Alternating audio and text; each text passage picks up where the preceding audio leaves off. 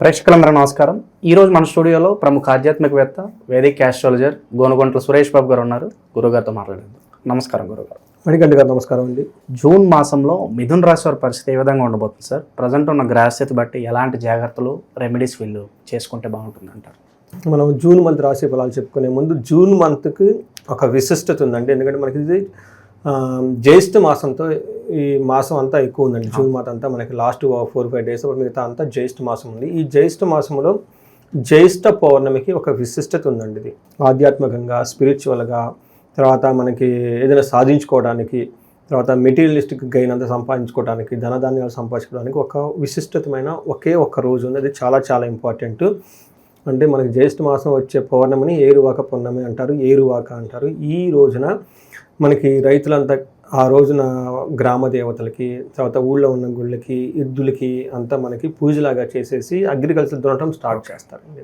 తర్వాత ఏరువాక పౌర్ణమి అని చెప్పి చాలా చాలా విశిష్టత, చాలా కళ్ళ పండుగ ఊళ్ళలో చేస్తారు. ఇది అయితే దానితో పాటు చాలామందికి తలవంది ఇంకొకటి ఉందండి. ఈ పున్నమి వచ్చేటప్పటికి ఎవరైతే ఇష్టపడి పెళ్లి చేసుకుంటారో, అంటే ప్రేమించి పెళ్లి చేసుకుంటారో, లవ్ చేసుకొని పెళ్లి చేసుకుంటారో, మాకు లైఫ్ అంతా ఈ బంధం ఉండాలి, ఒక యాంబిషన్తో చేసుకుంటారో, పెళ్ళి అయిన తర్వాత వాళ్ళ మధ్య డిస్టర్బెన్సెస్ వస్తాయంటే అలాంటి వాళ్ళకి ఒక అద్భుతమైన అవకాశం, వాళ్ళ చక్కగా హార్మోనియస్ లైఫ్ని పెంచుకునే ఒక అవకాశం ఈరోజు ఉంటుంది.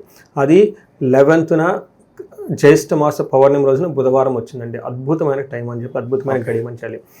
ఏమి చేస్తే ఎలాంటి ప్రాబ్లమ్స్ పోతాయి. వాళ్ళే కాకుండా భార్యాభర్తల మధ్య అన్యోన్యత ఉండటం, కొంతమంది భార్యలు కంప్లైంట్ చేస్తుంటారు, మా హస్బెండ్ ఎక్స్‌వైజెడ్ రిలేషన్షిప్స్ అన్ని పెట్టుకుంటున్నారండి, ప్రాబ్లంగా ఉందండి, మమ్మల్ని ఇగ్నోరెంట్ చేస్తున్నారని చెప్పేసి అంటూ ఉంటారు. అలాంటి వాళ్ళకి అద్భుతమైన అవకాశం ఈరోజు. ఎవరు వదులుకోకుండా క్యాలెండర్లో నోట్ చేసుకోండి. ఎవరైనా ఈ వీడియో చూసిన వాళ్ళు మీరు పాటించండి. మీ పక్కన సరౌండింగ్లో ఎవరైనా ఇబ్బందులు పడుతుంటే వాళ్ళకు కూడా ఈ వీడియో ఫార్వర్డ్ చేయండి. వాళ్ళ సంసారాన్ని బాగు చేస్తున్న పుణ్యం మీకు వస్తుంది. అట్లానే సంసారం పాడైపోతే భార్య, బిడ్డలు అందరికి ఏమవుతారంటే అంతా పాడైపోతుంది కదండి. ఒక సంసారం నిలబెట్టడం అంత కష్టం ఉండదు. కానీ వాళ్ళు ఖచ్చితంగా ఫార్వర్డ్ చేయండి. ఏం చేయాలి ఆ రోజు అంటే, ఆ రోజుకి వట సావిత్రి అని ఒక వ్రతం చేస్తారండి. బట్ అందులో మనకి సావిత్రి మనకి అందరూ తెలుస్తూనే ఉంటుంది. ఆమె తన భర్తని యముడి నుంచి కాపాడుకుంది. అలానే ఆమె కూడాను ప్రేమించి పెళ్లి చేసుకుంటుంది. తర్వాత కొన్ని కారణాల వల్ల అన్ని భర్త అంతా పోట్టుకుంటే తన యొక్క ఈ వటవృక్షానికి అంటే మర్రి చెట్టుకి ఏం చేస్తున్నట్టు వ్రతం చేస్తుంది అనమాట, పూజ చేస్తుంది. ఆ పూజ చేయటం వల్ల ఆ యొక్క బలంతో ఆమె తనన్ని సాధించుకుంది. ఇది చాలామంది తలవని సీక్రెట్ అనమాట. అందుకని ఎవరైతే ఇందాక మనం చెప్పినట్టు బాధలు పడుతూ ఉంటారో వీళ్ళు ఈ మర్రి చెట్టు రోజున 11 ప్రదక్షిణాలు చేసి, మనకి దారంతో నూలు పొగులు చెట్టుకి రౌండ్ అంతా చుడుతూ ఉంటారండి, దాన్ని వస్త్రం వేయటం అంటారు. అవి కనుక చేసి 3 ఆకులు, 3 వక్కలు, 3 అరటిపళ్ళు ఇలా తాంబూలం ఇవ్వడం, దీన్ని 3 ముత్తైదులకు గనక ఇచ్చిన, లేదంటే 8 మంది 9 మంది మనకి సుహాసిని పూజ అంటారు, వాళ్ళకి ముత్తైదులకు ఇచ్చినా కానీ, తర్వాత సింపుల్గా ఉపవాసం ఉండి ఆ చెట్టు దగ్గరగా పూజ కనుక చేస్తే వాళ్ళకి ఇలాంటి అద్భుతమైన శక్తి వస్తుంది. వాళ్ళ భర్తని వాళ్ళు కాపాడుకునే శక్తి, వాళ్ళ మధ్య అన్యోన్యత పెరిగే శక్తి, వాళ్ళ మధ్య ఎలాంటి ఒడిదుడుకులు లేకుండా శక్తి వాళ్ళకి వస్తుందండి. ఇది అద్భుతమైన రోజు అండి. అందరూ పెట్టుకుంది. నాకు రీసెంట్గా యూఎస్ నుంచి ఒక కాల్ వచ్చిందండి. పాపం ఆమె అదే బాధపడుతుంది. 5 yearsలో అంట ఇంట్లో వాళ్ళకి మెప్పించుకొని పెళ్లి చేసుకున్నారు. పెళ్లి చేసుకున్న తర్వాత డిస్టర్బెన్సెస్ స్టార్ట్ అయిపోయింది. సో ఇలాంటి పరిస్థితి ఈ రోజుల్లో కూడా ఉంది, ఆ రోజుల్లో కూడా ఉంది. అందుకని మనకు ఆ వ్రతం, ఆ కథ అదంతా చెప్పారు. అలాంటి ప్రాబ్లమ్స్ అంటే ఎలా ఫేస్ చేయాలనేది. రెండవ సెట్ ఆఫ్ కేటగిరీ ఏంటంటేనండి, మనం ఉన్నతంగా ఎదగాలి, కీర్తి ప్రతిష్టలు రావాలి, గొప్పవాళ్ళం కావాలి అని చాలామందికి ఉంటుందండి. బట్ ఏం చేస్తూ వస్తుంది, కష్టపడితే కదండి, కష్టంతో పాటు ఇవి కూడా చేసుకోవాలి. ఆ రోజున ఒక 250 గ్రాములు కనుక నువ్వులని కనుక దానం కనుక చేస్తే అశ్వమేధ యాగంతో చేసిన సమానం అని చెప్పేసి శాస్త్రాలు వివరించాయి. వెరీ 250 రూపాయలు 300 కూడా ఉండదండి. ఆ ఖర్చుతో వాళ్ళు అశ్వమేధ యాగాన్ని కంప్లీట్ చేసుకోవచ్చు. వీటన్నిటికంటే ఇంకొకటి, చాలామందికి దరిద్రంతో, కష్టాలతో, అవమానాలతో, ఏంట్రా బాబు ఈ లైఫ్, ఎన్నో వ్యసనాలతో పడిపోయి ఉంటారండి. ఇలాంటి వాళ్ళకి ఈజీగా ఒక 1000 రూపాయలు 2000 రూపాయలతో ఒక పరిహారంగా చేసుకోవచ్చు. అదేంటంటే అదే రోజున పౌర్ణమి రోజునే వీళ్ళు గొడుగును దానం చేసిన, తర్వాత చందనాన్ని దానం చేసిన, చెప్పుల్ని దానం చేసిన, విసనకారం దానం చేసిన, వీటితో పాటు ఉదక కుంభం అంటారు. ఉదక కుంభం అంటే నథింగ్ బట్ ఈ రోజుల్లో వాటర్ బాటిల్. ఈ వాటర్ బాటిల్ దానం చేసినా కానీ వీళ్ళకి అష్ట కష్టాలన్నీ పోయి అష్ట దరిద్రాలన్నీ పోయేసి అష్ట ఐశ్వర్యాలు వాళ్ళ ఇంట్లో ఉంటాయని చెప్పేసి శాస్త్రాలు వివరించబడ్డారు. ఇలా 3 రకాల బాధలు ఎవరన్నా లేకుంటే అన్నీ చేసినా ఏ ఒక్కటి వాళ్ళకి ఈజీ అయినా కానీ ఎక్కువ టైం స్పెండ్ చేయకుండా వెరీ క్విక్గా చేసుకుంటే రిజల్ట్ ఇందాక మనం చెప్పుకున్న ప్రాబ్లమ్స్ నుంచి ఈజీగా బయటపడిపోతారండి. సో ఎలాంటి డబ్బు ఖర్చు పెట్టకుండా ఈజీగా మనం చేసుకోవచ్చు. సో ఇది అందరూ చేసుకోవాలని చెప్పేసి మనం కోరుకుందాం. ఎందుకంటే చూసే వాళ్ళంతా అష్టైశ్వర్యాలతో భోగభాగ్యాలతో ఉండాలని మన ఆలోచన సిరీస్ చేస్తున్నాం కాబట్టి అండి. సో మనం చెప్పుకున్నట్టు విధంగా మిథున రాశి వాళ్ళకి జూన్ మంత్ ఎలా ఉందో చూసుకుందాం. ఫస్ట్ ఈ మిథున రాశిలో కనుక చూస్తే మృగశిర 3-4 పాదాలు, ఆరుద్ర 1-2-3-4 పాదాలు, పునర్వసు 1-2-3 పాదాలు అంతా మిథున రాశిలో ఉంటాయండి. పేరు బలం కనుక మనం చూసుకుంటే కా, కీ, కు, ఖం, జ్ఞ, చ, కే, కో, హ అన్న అక్షరాలంతా మనకి మిథున రాశిలో ఉంటాయి. అయితే గ్రహస్థితిని కనుక చూసుకుంటే సూర్యుడు వీళ్ళకి మిథున రాశిలో 15వ తారీఖు, బుధుడు మిథున రాశిలోకి 6వ తారీఖు, జూన్ 6వ తారీఖు, శుక్రుడు సంచారం మీన రాశిలో వాళ్ళకి మే నుంచి అక్కడే ఉన్నారండి. జూన్, జూలై, ఆగస్టు మనకి వచ్చేటప్పటికి వాళ్ళకి జూన్ 29th వరకు అక్కడే ఉన్నారండి. అందులో మీనరాశిలో ఉన్నారు. కుజుడు వచ్చేటప్పటికి సింహరాశిలో ప్రవేశిస్తున్నారు జూన్ 7th. ఈ యొక్క గ్రహస్థితిని బట్టి ఇప్పుడు ఎలా ఉంటుంది మనం కనుక చూసుకుంటే మనకి లఘు గోచారం, సూక్ష్మ గోచారం ప్రకారం వెరీ సింపుల్గా బ్రీఫ్గా ఎలా ఉంటుందో తెలుసుకోవచ్చు. అందులో సూర్యుని వల్ల స్థాన నాశనం అంటే వాళ్ళు ఒక పదవిలో కానీ పొజిషన్లో కానీ ఉంటే ఆ పదవిని కోల్పోయే అవకాశం ఎక్కువగా ఉంటుంది. ధనలాభం చూపిస్తూ ఉంటుంది.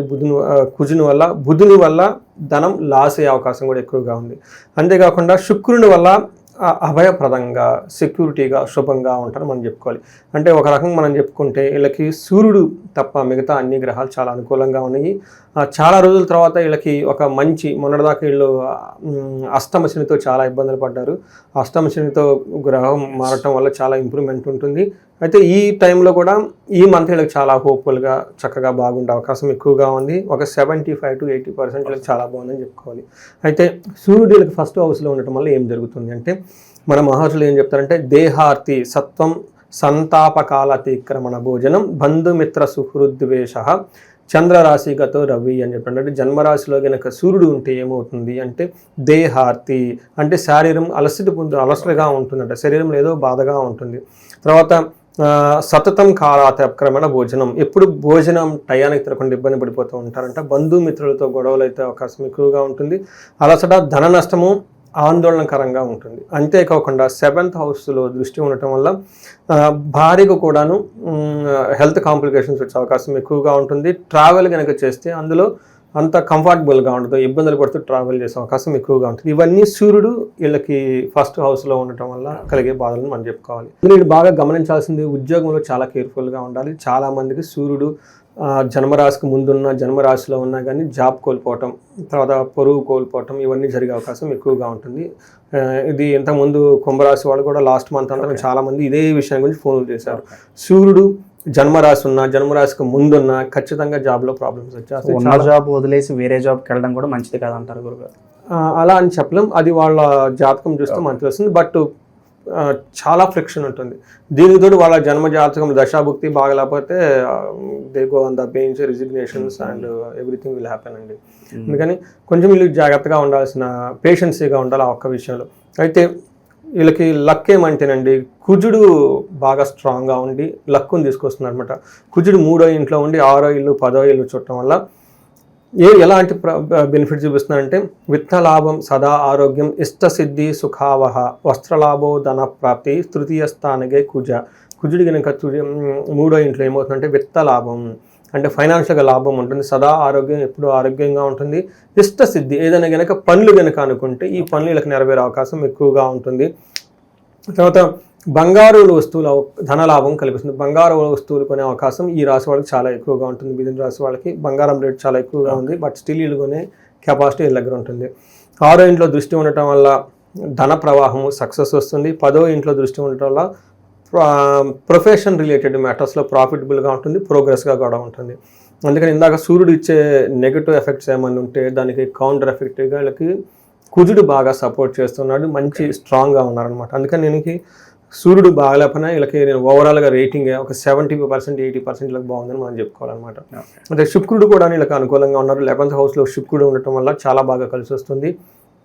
ఏ విధంగా అంటే పుష్టిం కాంతిం తదా కీర్తి ఇష్టసిద్ధి కార్యసాధకం క్షీరాన్న భోజనం కురియా చుక్రే ఏకాదశే ఫలం.